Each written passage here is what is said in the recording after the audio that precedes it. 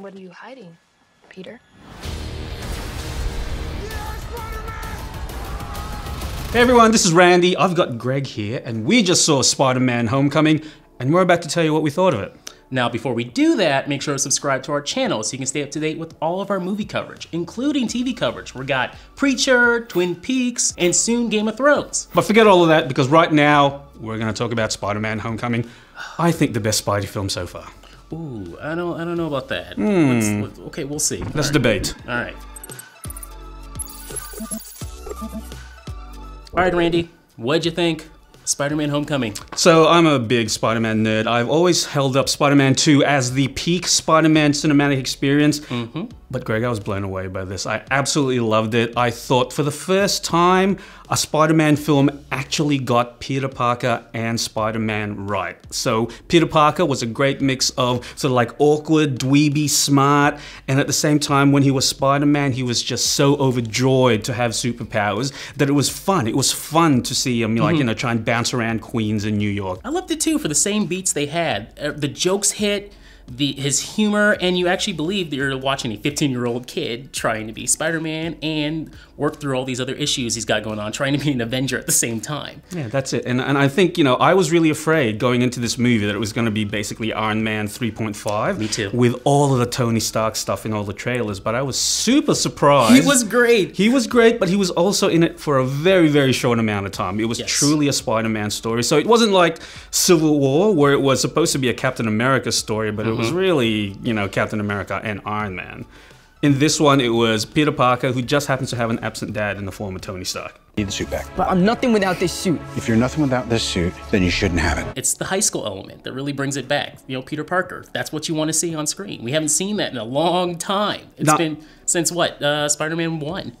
Now, I didn't grow up in America, of course, so it felt like an actual, real American high school in there. Is that what it felt like to you? Did those kids feel real? Did the environment they were in feel real? Yes, and one of the reasons because of that is director John Watts chose as his inspiration John Hughes, and you feel that the very moment they step into high school. It's really good. And there were some really direct sort of callbacks to John Hughes films. I mean, the most obvious one, we're about to get a little spoilery here, but the most obvious one when he's was when Spidey was running through all those backyards at night. Very elaborate. Very elaborate. Oh, hey, guys.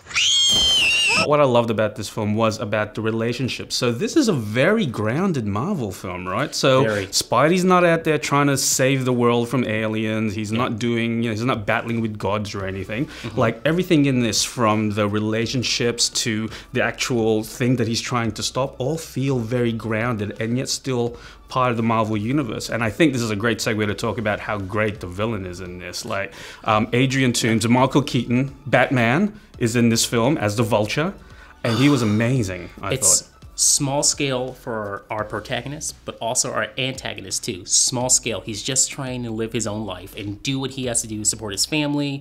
Now, we've seen this kind of character before in other Spider-Man movies, but what changes that is Michael Keaton. Michael Keaton is so good in this, so good in this. Every time he's on screen, when they go to another scene, I'm like, no, bring him back. I want to see what else he's doing. I want to see Adrian Toomes, more of that character on screen. That's how good he is. And he was so quiet and so menacing, and you know, there's a scene in this movie where they're in a car together, and it is, I think, one of the most tense scenes in a Marvel movie I've seen, without it being like over violent or over dramatic. It's just like a really quiet moment between these two characters, and you just feel a lot of dread, and it was just amazing to see.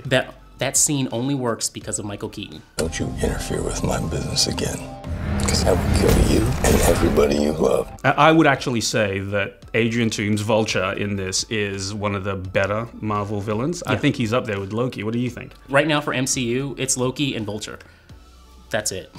And then everyone else is kind of really at the bottom. Okay, so you don't rate, what's his name from the Dark World?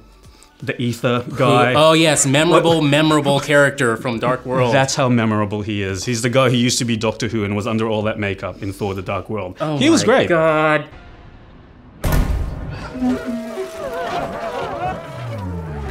Okay, let's talk about Tom Holland. Tom Holland is great. Tom Holland we saw for the first time in Civil War, actually, last year. And I loved him in that. And he was in it for like, what, 15 minutes? And he was the best part of the film. And in this film, It's great that he actually looks like he's 15 years old. He's not a 35-year-old guy pretending he's straight out of high school like Andrew Garfield or Tobey Maguire. Nope. So he's actually, he looks the part.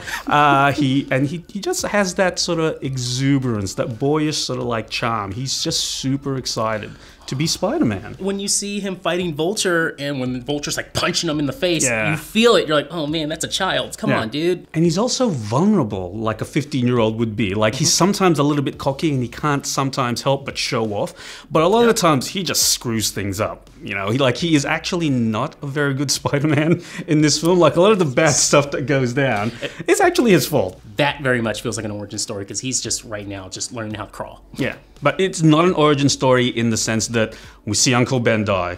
No one says... No, they don't say Uncle Ben. Yeah. They don't even say Uncle Ben in the movie. They never mention Uncle Ben. That no one says, with great power comes great responsibility. None of that. I thought Tony Stark was close to saying it a few times in the film, and I think they are playing at that too. With great power. Just before you want to say it, they cut it off.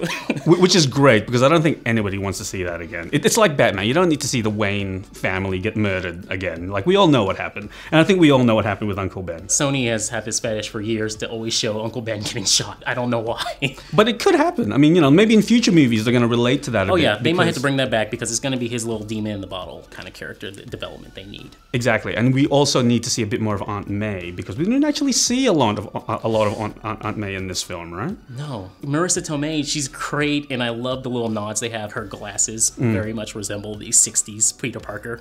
I thought that was cool. What did you think of Marissa Tomei? I thought she was very underused, but you know, a lot of the time she was just being referred to off screen as the hot Aunt May. Yes. Which I think she could have been used a little bit better. That's the only way they actually describe her a lot. They even have her longest scene is just somebody hitting on her. Exactly, yeah. But she also owns the very last scene in this film, which is absolutely amazing, which we won't spoil for you. We won't spoil it, but it's also another John Hughes callback to Home Alone. Exactly, and also I think echoes a little bit of how, you know, one of the earlier... that's all I'll say. We'll just leave it at that. One of the first MCU films. Yeah, one of the first MCU films. We'll just leave it at that, but it has a lot of similarities in that wow, it ends and you walk out of the theater just beaming, just wanting to know what happens next with these characters. All right, what would you say is your meh moments in this movie? You know what? I really like this movie. So, you know, picking out a meh moment kind of feels like I'm scratching, but, you know, if you had to push me, you know, I think some of the action scenes weren't the best that we've seen in a Marvel film. You know, everything is really small scale, so there's nothing huge. There's no huge explosions, no planets sort of breaking apart. There's no beam flying up to the air. No, there's no portal in the sky where things are coming out. The action that's there is pretty good. If you like the kinetic like grace and beauty of how Spider-Man moves, there's a lot of that here. A lot of it is shot a little bit dark though. I mean, some of the key sequences in this, like I kind of found it hard to follow just because everything was so dark. I want to see it maybe in IMAX. Yep. And maybe there could be a difference there, but the screen we saw it on, it's really dark. That's all I got for. I love this movie. That's kind of all I got. Yeah, and you know what? I found it extremely funny. Like I know a few other reviewers out there have been going out saying, yeah, you know, some jokes weren't great. Subjective. Yeah, but you know, I found it to hit just that great sort of spot between, you know, being like a nice teen comedy, a little bit referential to the Marvel universe. Some of the best jokes in this are actually, you know, like poking fun at themselves. Especially, you know, there's a recurring character in this film that sort of, you know, comes in and out.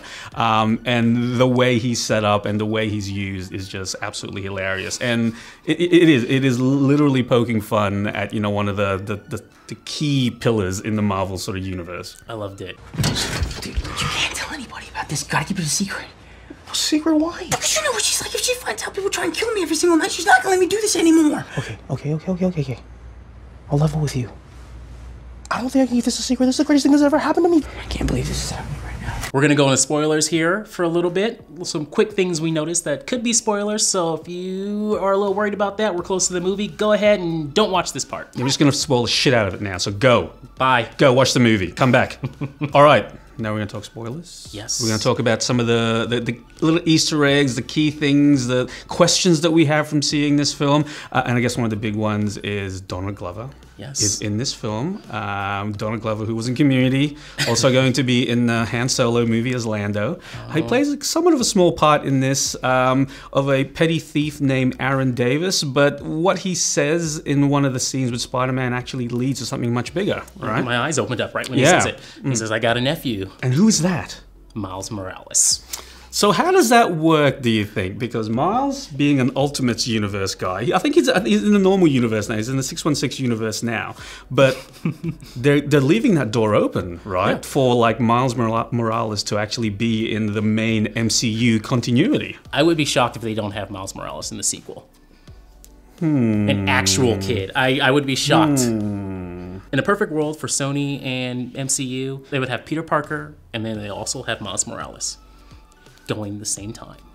They want their own Ultimate Universe. I'm telling you, it's gonna happen. It's gonna get too complex because Sony has all these weird rights thing. They've got their own Venom thing going on in the side, which apparently won't reference the MCU, but may or may not have Spider-Man in it. And there are also quite a few like little cameos here and there as well. So there was one of really hinting at what could possibly be a future villain in the Spider-Man series, because Matt Gargan actually appeared in this film. So Matt Gargan in comics eventually becomes Scorpion. Yes. So we see him in the first end credits scene. We do, and he's also in that scene on the ferry. He's one of the people that that the Vulture and his gang are actually trying to sell weapons to. That's where Spider-Man gets involved, and that's how he develops his hate for Spidey, which, you know, it's all tying into future episodes. This is big spoiler territory now. So Vulture, by the end of the film, knows Spider-Man's true identity, but doesn't tell anybody. Yes. So the first end credit scene essentially is of Adrian Toomes in jail. To let us know he's still alive. He's still alive. Matt Gargan walks up to him and says, "Hey, I hear you know who this Spider-Man guy really is." And Adrian Toomes says, "Do you think if I knew who he was, he'd still be alive?" So my question to you is... They won't be fighting. They're going to be, I think they're going to be together. Well, yeah, and this is what I think, because, you know, Spider-Man ends up saving, spoiler, the Vulture's life. So is he appreciative, or is he so filled with hate that he doesn't actually want to let anyone else know, so that when he gets out of jail, he's the guy that actually gets Spider-Man? No, remember, he still has his family, his That's daughter. True. That's likes true. Peter Parker, and they have to move away to Seattle. I don't think that's going to last too long, and I really feel like we're going to see her again. Liz, that character, is going to come back again. And I think that's the key to, if it wasn't about his daughter or his family, I would say, oh yeah, he's going to join Scorpion in the next film. I really think he's probably going to be protecting them as well. What was leading into the movie, one of the most mysterious characters, Michelle, played by Zendaya. There was a bit of a reveal at the end as well as to what her nickname actually was. I kind of had a feeling they were going to do this. I think it was rumored earlier that they might do something around this, and that is, she refers to herself as MJ. And I feel like maybe this is a production thing where they decided to not reveal that character as MJ just for reviews and going into it to stay away from controversy. Which I find a little strange, because a lot of the characters in here are actually sort of race swapped, right? So Flash, for example, is someone of South Indian descent now, instead of being the big white jock stereotype that he's always been. So, you know, by sort of saving this reveal that Michelle is actually Mary Jane Watson, you're still going to piss off the same people who would have been pissed off that, you know, she's not, you know, white with red hair, you know, during casting phase. But at the same moment, they give her, remember, her name's Michelle, so they can just pull that back at any time and go, here's Mary Jane, she's here now. And they can retcon their own retcon anytime they want to. One more spoiler that we noticed is the suit, the new suit at the very end of the movie that Tony shows Peter Parker. Now, he doesn't take that suit, he leaves off. It's an amazing looking suit, by the way. It's a pretty much play on the Iron Spider from Civil War. Now, I guarantee you we're gonna see that suit again in Infinity War. They're just teasing at that suit.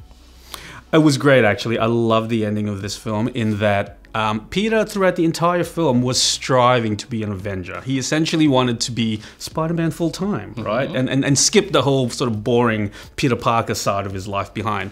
But, you know, his growth in this film was actually getting to that end stage with Iron Man saying, hey, buddy, you're part of the team now. Look at this kick-ass new costume that I got for you. And Peter, being the good kid that he is, saying, you know what, I've still got a little bit of growing up to do. That's a kick-ass suit, but I'm going to leave. One quick little Easter egg that I also noticed that was so cool is the voice, the AI in Spider-Man's suit is Jennifer Connelly. Suit Lady Yes, Suit is Lady. Jennifer Connelly. Yes. Paul Bettany, remember, played the voice of Jarvis before he was jumped out of that and became Vision. And Jennifer Connelly is his partner. I thought that was a cool little cameo. They're keeping it all in the family in the Yes. Marvel Universe. All they need now is Russell Crowe to voice one of the AIs, so then they can have the whole prime cast of Beautiful Mind in there. Oh, okay. And also, speaking of family, another cool Easter egg that I'm just going to jump in here right now is that we finally see Pepper Potts again. Pepper Potts returns. Pepper Potts returns after disappearing for quite a long while. It's Pepper Potts cool. makes a final appearance. So the family is back together in the Iron Man world. Apparently, they may be getting married.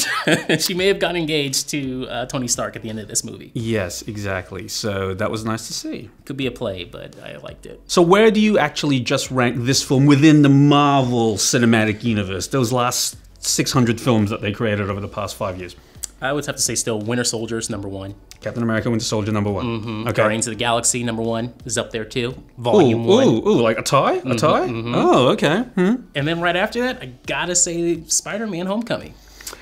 I've always said that Spider-Man 2 was the peak of superhero movies. And if I'm saying that this is better than Spider-Man 2, I guess I have to say that this is the best superhero movie I've seen. I'm sorry, it is.